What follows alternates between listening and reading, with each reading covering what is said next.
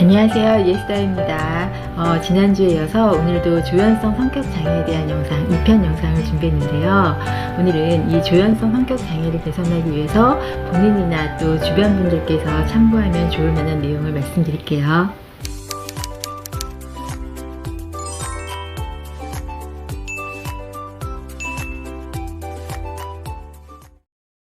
먼저 주변 분들이 참고하면 좋을 내용부터 하나씩 말씀드리자면, 이분들의 성향을 잘 알고 이해하길 바래요. 이 사람은 혼자만의 시간, 혼자만의 공간이 꼭 필요한 사람이구나 라는 것을 기억해 주는 거죠. 누구에게로 지쳤을 때 그것을 회복하는 방법은 사람마다 다 다르거든요. 어떤 사람은 누군가를 만나서 이야기를 나누고 위로나 격려나 이렇게 조언을 받는 게 도움이 되는 사람이 있는가 하면, 또 어떤 사람은 혼자만의 공간, 혼자만의 시간을 통해서 회복할 수 있는 사람이 있거든요. 특히 부부간에 갈등이 생길 때, 아니면 자녀들도 마찬가지예요. 종종 사춘기 자녀들도 갈등이 생길 때 혼자 방문 쾅 닫고 들어가 버리는 일이 있을 수 있잖아요. 그럴 때 문 열고 뒤따라 들어가서 혼자 있으려고 하는 그 시간, 그 공간을 막 침범해 버리면 원래 갈등이 있었던 그 원인하고는 상관없이 그냥 관계는 매번 쫓기고 그리고 피하고 거부하는 관계가 되면서 갈등이 더 악화될 수 있죠. 어느 정도는 혼자 있는 시간을 보장해 주되, 대신 이 부분에 있어서는 평상시에 미리미리 협의점을 정해두길 권해요. 한쪽 배우자는 갈등이 생기면 방문 닫고 꼭 들어가 버려야 하는 사람이고, 그런데 다른 한쪽 배우자는 갈등이 생기면 꼭 얼굴을 마주보고 눈동자를 마주보고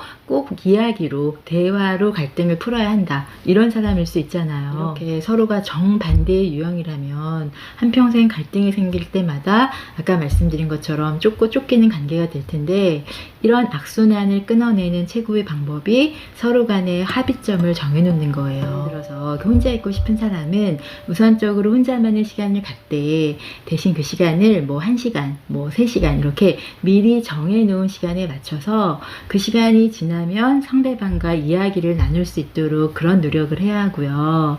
또 갈등이 생겼을 때 꼭 말로 풀어야 한다, 이런 사람은 대화를 하되, 대신 지금 바로 당장이 아닌 미리 정해놓은 시간, 1시간, 3시간 후에 대화를 하자, 이런 노력이 필요하다는 거예요. 그런데 중요한 것은 갈등이 생겼을 때는 그때 막 합의점을 찾으려는 시도를 하지 말라는 거예요.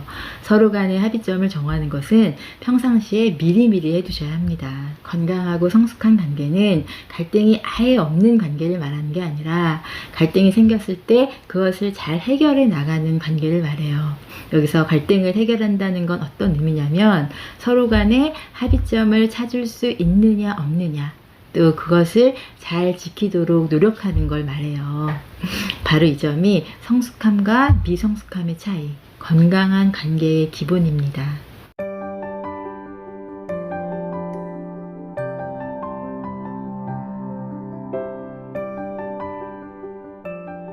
또 주변 분들이 많이 하는 걱정 중에, 이분들이 남편이든 자녀든 친구도 잘 안 만나고 알고 지내는 사람도 너무 적고 모임이나 어떤 소속도 없고 이런 부분 때문에 걱정을 많이 하면서 자꾸 이 사람 저 사람 연결시켜주면서 막 인맥을 넓혀주려고 애를 쓰기도 해요. 부부 동반 모임부터 시작해서 막 여러 모임에 데리고 다니려고 하는데, 이 부분에 있어서는 과연 이것이 누구를 위한 것인지, 어쩌면 내가 상대방의 가장 취약한 부분을 자꾸 들춰내고 힘들게 하고 있는 건 아닌지 진지하게 생각해 볼 필요가 있어요. 이분들이 사람들과 관계를 맺는 모습을 보면 마치 물과 기름 같거든요. 너무 억지로 무리해서 사람들 속으로 끌어내봤자 어차피 사람들과 잘 융합이 안 되고, 물 위에 기름이 둥둥 떠 있는 것처럼 계속 겉돌고 불편하게 만들면서 오히려 이게 점점 더 사회적 관계에서 철수하게 만드는 요인이 될 수 있어요. 이분들께 진정으로 도움이 되는 것은 새로운 사람, 여러 사람을 만나고 연결시켜 주는 것보다 몇 명 안 되더라도 이분들 스스로 편안함을 느끼는 관계, 내가 봤을 때 내 기준에 좋아 보이는 관계 말고 이분들이 스스로 편안함을 느끼고 익숙해하고 좋아할 수 있는 관계, 그 수가 아무리 적더라도 그런 관계를 형성하고 유지할 수 있게 도움을 주는 거예요.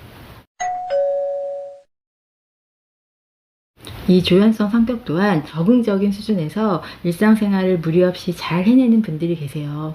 혼자 있는 것을 좋아하고 친구도 많진 않지만 그래도 소수의 절친이 있고, 또 결혼 생활을 하고 있다면 배우자나 자녀들과도 정기적으로 대화나 정서적 관계를 잘 유지하면서 사회적으로도 본인의 적성에 잘 맞는 직업을 선택해서 원만하게 잘 지내는 분들이 계세요. 그런데 만약에 조연성 성격 장애에 해당이 돼서 너무나도 부적응적인 생활로 힘들다면 그것을 무리해서 아예 다른 성격으로 바꾸려고 하지 말고 좀 전에 말씀드렸던 것처럼 적응적인 상태로 바꾸는 것에 목표를 둬야 되겠죠. 이 부분에 있어서는 배우자도 해당이 되겠지만 특히 자녀를 양육하는 데 있어서 상당히 중요한 부분이에요. 왜냐하면 모든 성격에는 취약한 부분도 있겠지만 각 성격마다 강점도 분명히 있거든요. 조연성 성격의 경우 정서적인 면에서 본다면 감정 기복이 막 심하거나 변덕스럽지가 않기 때문에 한결같고 꾸준하고 근면하다는 장점이 있어요. 그래서 그렇게 막 역동적이고 눈에 확 띄는 타입은 아니기 때문에 단기간에는 인정받지 못할지라도 오랜 세월 꾸준히 함께한 사람들에게는 상당히 큰 신뢰를 얻을 수 있는 유형이기도 해요. 또 외부 세계에 관심이 적다는 점에서 본다면 자칫하면 사람들과의 관계뿐만 아니라 세상이 어떻게 돌아가는지 시대의 흐름에 무뎌져서 좀 뒤처질 수 있다는 그런 위험이 있기도 해요. 이분들도 이렇게 나무만 보고 이렇게 숲은 조망하지 못하는 그런 면이 있거든요. 예전에 강박성 성격 장애에서도 비슷한 말씀을 드렸었는데, 그런데 이런 부분 또한 동전의 양면처럼 오히려 시대의 흐름에 초연해질 수 있는, 그만큼 독특하고 의미 있고 창조적인 세계를 나올 수 있다는 또 다른 강점이 될 수 있거든요. 실제로 이 조연성 성격이 가지고 있는 가장 적응적이고 눈에 띄는 강점이 꾸준하고 집중력이 높고 창조적이라는 거예요. 이게 참 이해가 되는 게 이분들의 경우 쓸데없는 관계에 시간이나 에너지를 허비하지 않기 때문에 그만큼 더 자기 일에 집중할 수 있고, 또 새로운 것도 그것에 새로운 영향을 미치려면 기존의 것과는 좀 떨어져 있는, 동떨어져서 바라볼 수 있는 시각이 필요하지 않겠어요? 그래서 이분들의 경우 본인의 적성에 잘 맞는 직업을 선택한다면 아까 말했듯이 한결같고 꾸준하고 근면한 것을 바탕으로 집중력과 창조성을 발휘하면서 자기 분야에서 성공적이고 만족스러운 삶을 살아갑니다. 그래서 배우자나 가족, 친구뿐만 아니라 특히 내 자녀를 잘 살펴봐야 해요. 만약에 내 자녀가 특별히 친구나 남의 시선이나 다른 사람들과의 관계에 크게 에너지를 쓰지 않는 그런 유형이라면 부모와 관심을 잘 기울여서 내 아이의 적성에 잘 맞는 진로를 함께 탐색해 보는 것이 큰 도움이 될 거예요. 여러 사람과 함께 일을 하고 많은 사람을 상대하는 직업보다는 컴퓨터 쪽이라든지 아니면 혼자 글을 쓰든지 회계사나 수작업, 공예 같은, 또는 운전, 장거리 트러커 같은 것도 해당될 수 있고요. 그 어떤 것이든 개인 기술보다는 자기만의 특화된 전문 기술을 갖추고 그것에 주력할 수 있는 직업이 좋겠죠. 또 배우자나 자녀, 가족뿐만 아니라 인간관계 속으로 범위를 좀 넓혀보자면 주변에 혼자 있기를 좋아하고 모임이나 이렇게 사람들과의 관계 이런 거를 좀 안 하는 사람이 있을 수 있어요. 그럴 때 그 사람에게 좀 다가가고 싶고 좀 챙겨주고도 싶고 이렇게 외부 세계로 연결시켜주고 싶은 마음이 들 수 있잖아요. 워낙에 친절하신 분들도 많고, 또 그게 아니더라도 이렇게 직업적으로도 다양하고 새로운 사람을 많이 만나야 되는 직업을 가진 분들도 계시잖아요. 그리고 직업이 아니더라도 이렇게 교회에서 보면 새가족, 새신자 담당을 하시는 분들, 어떤 상황이든 다양한 인간관계 속에서 이 조연성 성격을 지닌 분들과 잘 지낼 수 있는 팁을 좀 드리자면, 이분들께는 지나친 친절, 특히 좀 오지랖이라고 표현할 수 있는 그런 정도의 친절은 특별히 조심할 필요가 있어요. 이제 너무 개인적인 질문을 이렇게 구체적으로 물을 때도 있어요. 이럴 때 웬만한 사람들은 너무 좀 적극적이다, 아니면 너무 주책이다, 이렇게 생각하고 이런 정도로 이렇게 넘어갈 수 있는데, 이 조연성 성격의 경우는 이런 것을 위협으로 느낄 수 있거든요. 그래서 내가 아무리 좋은 마음이고 때로는 뭐 안타까운 마음, 막 이렇게 봉사활동을 하면서 막 챙겨주는 그런 상황이 된다 할지라도 너무 성급해서 다가가지 말고 천천히 다가가는 것이 상대방에게 훨씬 안정감을 주고 또 신뢰감을 얻을 수 있는 방법이에요.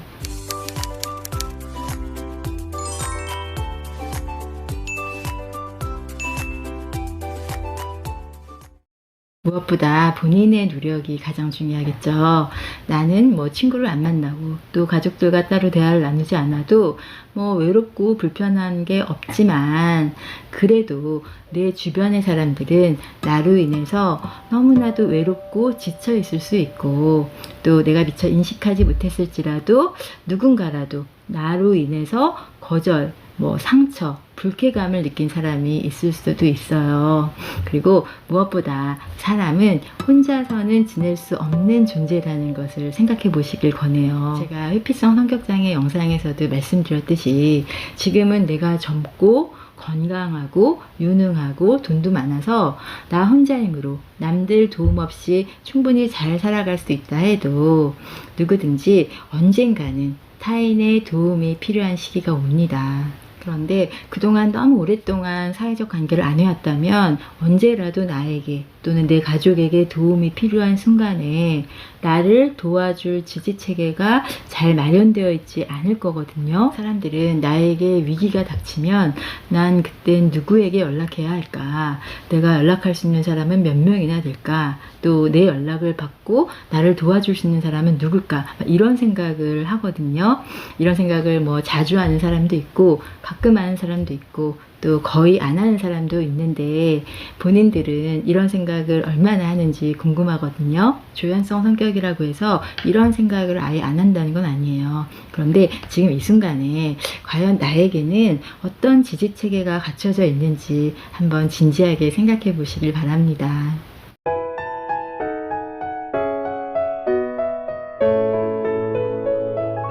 또 지금은 내가 싫어서 내가 필요를 못 느껴서 인간관계를 안 하는 거지 언제든지 내가 마음만 먹으면 그때는 사람들과 관계를 할 수 있겠지 이렇게 생각할 수도 있어요.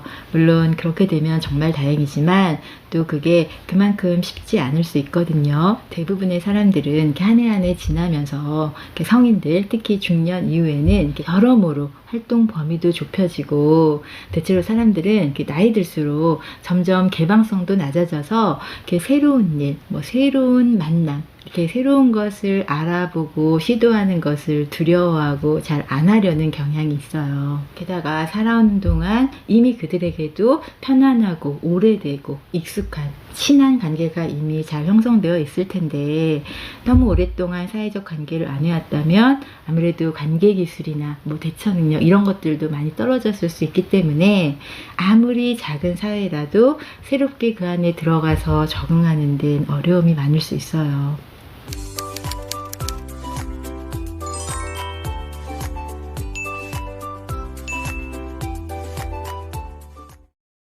내가 지금보다 사회적 관계망을 넓혔을 때 나에게 어떤 이익이 있을지 생각해 보시길 바래요. 사회적 관계망을 넓힌다고 해서 너무 무리를 하라는 건 아니에요. 내가 바꿀 수 있는 것과 바꿀 수 없는 것을 구분할 수 있어야 하거든요. 내가 바꿀 수 없는 것을 자꾸 바꾸려고 하면 나도 힘들고 내 주변 사람들도 다 힘들어져요. 그런데 반대로 내가 바꿀 수 있는 것을 바꾸지 않고 그대로 둔다면 그때도 마찬가지로 나도 힘들고 내 주변 사람들도 다 힘들어진다는 것을 기억하시기 바랍니다. 감사합니다.